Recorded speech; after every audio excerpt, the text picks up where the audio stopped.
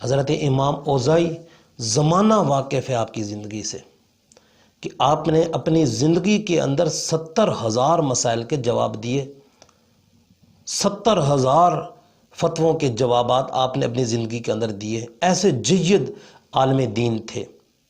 آپ فرماتے ہیں کہ انسان کو ہر وقت اچھے کام کرنے کی کوشش کرنی چاہیے، کہ انسان اپنے اعمال ایسے بنائے تاکہ ریتی دنیا کے لیے وہ نمونہ بنے۔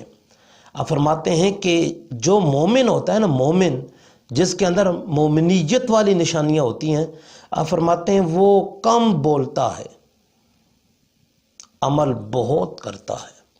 اور جو منافق ہوتا ہے، آپ فرماتے ہیں منافق کی نشانیوں میں سے ایک نشانی یہ بھی ہے کہ وہ ہر وقت بک بک کرتا رہتا ہے، وہ ہر وقت باتیں کرتا رہتا ہے۔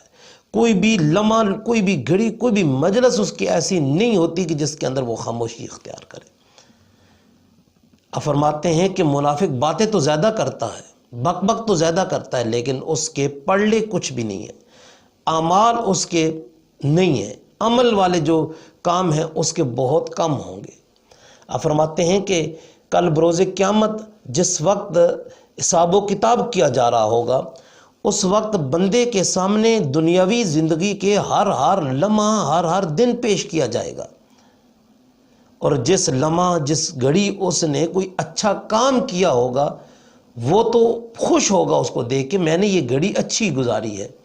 لیکن جس گھڑی اس نے اللہ تبارک و تعالیٰ کی نافرمانی کی ہوگی، اللہ تبارک و تعالیٰ کو یاد نہیں کیا ہوگا، تو آپ فرماتے ہیں کہ اس موقع پہ اس کا دل ٹکڑے ٹکڑے ہو جائے گا۔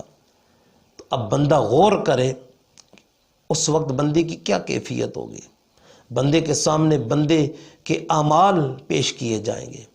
آپ فرماتے ہیں کہ اگر اپنے آپ کو کامیاب کرنا چاہتے ہو، دنیاوی زندگی کے اندر بھی اور اخروی زندگی کے اندر بھی اگر اپنے آپ کو کامیاب کرنا چاہتے ہو، تو آپ نے فرمایا کہ کبھی بھی اپنی زندگی کے اندر باجماعت نماز کو ترک نہ کرنا، باجماعت نمازیں ادا کرنا۔ آپ نے فرمایا کبھی بھی اپنی زندگی کے اندر سنت موقدہ اور سنت غیر موقدہ کو ترک نہ کرنا۔ جو قوم سنت غیر موقدہ بھی ادا کرتی ہے، آپ فرماتے ہیں کہ وہ قوم کامیاب ہوئی ہے، اس قوم کو یاد رکھا گیا۔